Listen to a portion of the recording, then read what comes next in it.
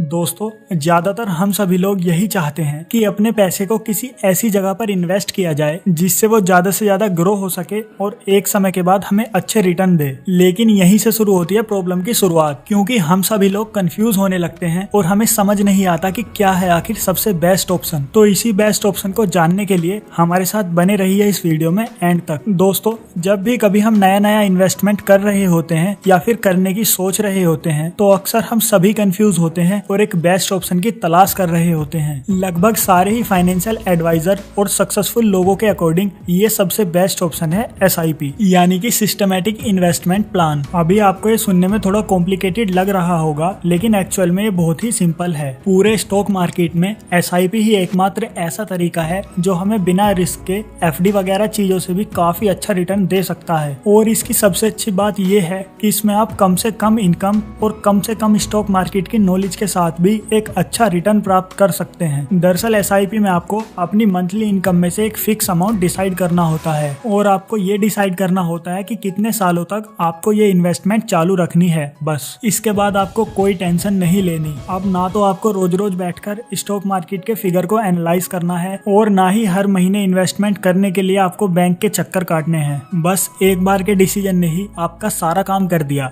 अब जैसे ही आपके अकाउंट में सैलरी आया करेगी, आपकी सैलरी में से हर महीने वो फिक्स अमाउंट डिडक्ट होकर SIP में इन्वेस्ट हो जाया करेगा। अब आप सोच रहे होंगे कि यार ये तो कुछ EMI जैसा हो गया, लेकिन नहीं, ये ऐसा बिल्कुल भी नहीं है। SIP में आप जब चाहें आप अपनी इन्वेस्टमेंट को स्टॉप कर सकते हैं। और सबसे अच्छी बात ये है कि SIP को स्टॉप करने के बाद भी आपने जो पैसा इन्वेस्ट किया है वो रेस्ट ऑफ द टाइम के लिए ग्रो करता रहेगा। SIP में आपका पैसा पावर ऑफ कंपाउंडिंग के थ्रू ग्रो करता है। दोस्तों, हमने पावर ऑफ कंपाउंडिंग के ऊपर ऑलरेडी वीडियोस बनाई हुई हैं। आप हमारे चैनल पर विजिट करके उन्हें भी देख सकते हैं। तो चलिए हम आपको पावर ऑफ कंपाउंडिंग की एक और स्टोरी सुनाते हैं। एक बार की बात है, एक राज्य में एक बहुत ही क्रूर और घमंडी राजा हुआ करता था। वो खुद को दुनिया का सबसे बड़ा विद्वान और दूसरों को मूर्ख समझता था। साथ ही साथ वो अपनी प्रजा पर बहुत ही अत्याचार भी करता था। पूरे राज्य की सारी प्रजा उसके अत्याचारों से परेशान आ चुकी थी और उसकी उल्टी सीधी हरकतों से पूरी की पूरी प्रजा तंग हो चुकी थी। सारे लोग मिलकर उसे सबक सिखाना चाहते थे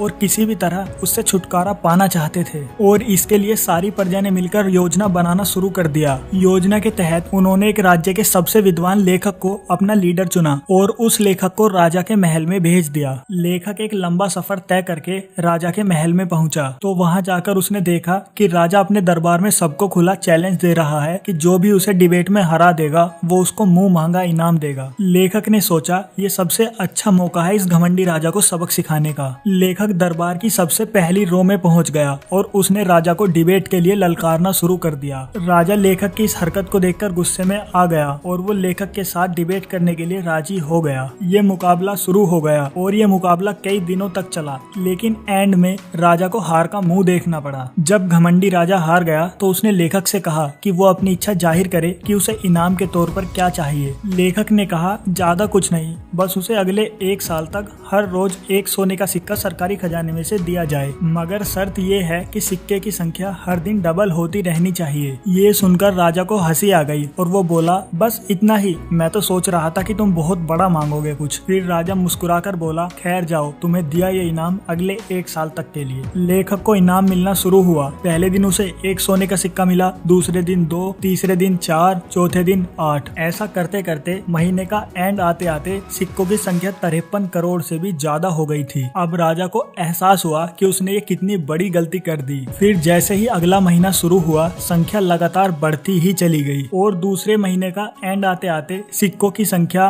बिलियन ट्रिलियन से भी ज्यादा बढ़कर 576 क्वाड्रिलियन तक पहुंच चुकी थी। और इतने सिक्के सरकारी खजाने में तो क्या पूरी दुनिया में भी नहीं थे। अब राजा का घमंड चूर चूर हो गया था और उसने अपनी हार स्वीकार कर ली और अपना सारा राज्य उस लेखक के नाम कर दिया। और इस तरह राज्य की पूरी प्रजा को उस घमंडी राजा से भी मुक्ति मिल गई और अब राज्य में एक नया और विद्वान राजा बना था। ये सभी पॉसिबल हो पाया पावर ऑफ कंपाउंडिंग की वजह से। इसी तरह पावर ऑफ कंपाउंडिंग आपकी छोटी सी सैलरी होने के बाद भी आपको करोड़पति और अरबपति बनने के सपने को साकार कर सकता है। चलिए एक लाइव एग्जांपल देखते हैं। मान लीजिए कि आपकी ग्रेजुएशन कंप्लीट होने के बाद आपकी अभी अभी जॉब लगी है और आप महीने के 25,000 रुपए कमाते हैं। आपने डिसाइड किया कि आप अपनी इस मंथली इनकम में से 5,000 रुपए हर महीने SIP में में इन्वेस्ट करना शुरू कर देंगे और इस इन्वेस्टमेंट को आप अगले 30 सालों तक ऐसे ही कंटिन्यू रखेंगे। आपने हर महीने 5-5 हजार रुपए SIP में इन्वेस्ट करना शुरू कर दिए। पहले महीने आपका इन्वेस्टेड अमाउंट 5,000 रुपए हुआ, दूसरे महीने 10,000, तीसरे महीने 15,000, चौथे महीने 20,000 और ऐसे ही साल का एंड आते आते आपने एक साल में 60,000 रुपए टोटल SIP में इन्वेस्ट कर दिए। साल दर साल ये इन्वेस्टमेंट चलता गया और आपका इन्वेस्टमेंट बढ़ता गया। आपने कभी भी इसके इंटरेस्ट अमाउंट को नहीं निकाला और बिना कुछ छेड़छाड़ किए आपने इस SIP को अगले 30 सालों तक ऐसे ही कंटिन्यू रखा और इसका रिजल्ट ये हुआ कि इन 30 सालों में आपने टोटल 18 लाख रुपए इन्वेस्ट कर दिए। अगर हम कम से कम रिटर्न भी देखें तो SIP कम से कम 12% का रिटर्न तो देता ही है। इस हिसाब से 30 साल बाद आपको पूरे 1,76,00,000 रुपए मिलेंगे। इसीलिए ही तो इसे कहा जाता है पावर ऑफ कंपाउंडिंग, जिसने आपके 5-5 हजार के एक छोटे से अमाउंट को करोड़ों में कन्वर्ट कर दिया। दोस्तों, आज के टाइम में ये जरूरी नहीं कि आपके पास बहुत सारा पैसा हो या फिर आपका एक बहुत बड़ा बिजनेस हो तभी आप करोड़पति या फिर अमीर बन पाएंगे। आप अपनी एक साधारण इनकम और अपनी जॉब के साथ भी ये गोल अचीव कर सकते हैं। बस जरूरी ये है कि आपको पता हो कि आपको अपना पैसा कब और कहाँ इन्वेस्ट करना है। SIP के थ्रू कई तरह के फंड्स में इन्वेस्ट किया जाता है, फिर चाहे वो म्यूचुअल फंड हो या फिर एक्सचेंज ट्रेड फंड हो या फिर इंडेक्स फंड ही क्यों ना हो। म्यूचुअल फंड एक तरह का एक्टिवली मैनेजिंग फंड है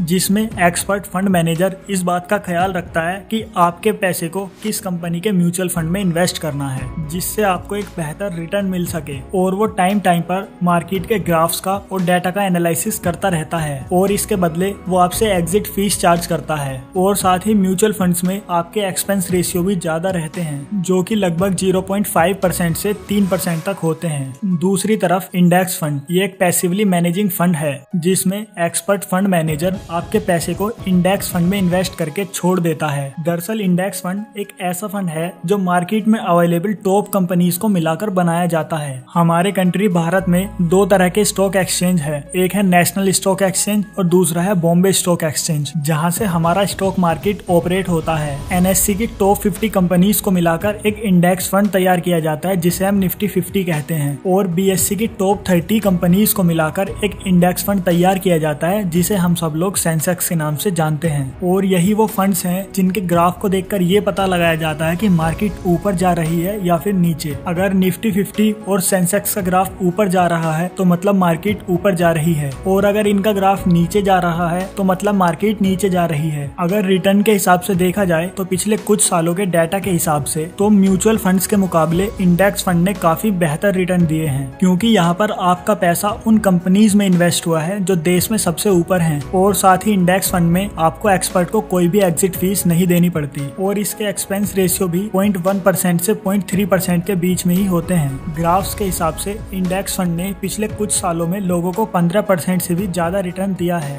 SIP के थ्रू इन्वेस्ट किए गए पैसे पर मिलने वाला रिटर्न कैसा होगा ये 3 चीजों पर डिपेंड करता है। सबसे पहला, आपने कितना अमाउंट इन्वेस्ट किया, दूसरा आपने अपना इन्वेस्टमेंट कितने टाइम तक के लिए जारी रखा और तीसरा है कि उस अमाउंट को आपने कहां पर इन्वेस्ट किया है। तो अगर फर्स्ट की बात करें तो जितना ज्यादा अमाउंट आप SIP में इन्वेस्ट करोगे आपको उतना ही ज्यादा रिटर्न भी मिलेगा, लेकिन ऐसा बिल्कुल भी नहीं है कि आपको ज्यादा अमाउंट से ही SIP स्टार्ट करनी चाहिए। आप 500 रुपए महीना से भी SIP की शुरुआत कर सकते हैं। दूसरी बात करें टाइम की तो इंडिया में एक्सपर्ट्स का मानना है कि लोग SIP की शुरुआत तो बहुत ही एक्साइटमेंट से करते हैं लेकिन पता नहीं क्यों लोग उसे बीच में ही ब्रेक कर देते हैं। इंडिया में ज्यादातर लोगों ने अपनी SIP को 5 साल के अंदर ही बंद कर दिया है due to lack of patience. और कंपाउंडिंग की पावर को देखने के लिए आपको पेशेंस रखना बहुत जरूरी है, तभी वो अपना मैजिक दिखा पाएगा। वरना शुरू में तो आपको यही लगेगा कि आपका पैसा तो यार ग्रो ही नहीं हो रहा। SIP एक लॉन्ग टर्म इन्वेस्टमेंट है ना कि शॉर्ट टर्म, इसके लिए आपको लॉन्ग टर्म तक वेट करना बहुत ही जरूरी हो जाता है। तीसरी जरूरी बात कि पैसा कहाँ इन्वेस्ट करना चाहिए, तो इसके लिए आप अच्छे से रिसर्च करके किसी भी इंडेक्स फंड या म्यूचुअल फंड में इन्वेस्ट कर सकते हैं। और हमारे चैनल ग्रेट माइंडसेट को भी सब्सक्राइब कर लें क्योंकि यहाँ पर आपको ऐसा ही बिजनेस, फाइनेंस और इन्वेस्टमेंट से रिलेटेड जेन्युइन कंटेंट मिलता रहता है। तो दोस्तों, आज की इस वीडियो में बस इतना ही। अगर आपको वीडियो पसंद आई हो तो वीडियो को लाइक जरूर कर दें और साथ ही इस वीडियो को अपनी फैमिली मेंबर्स और अपने दोस्तों के साथ भी शेयर कर दें। तो चलिए फिर मिलते हैं एक और नई वीडियो के साथ,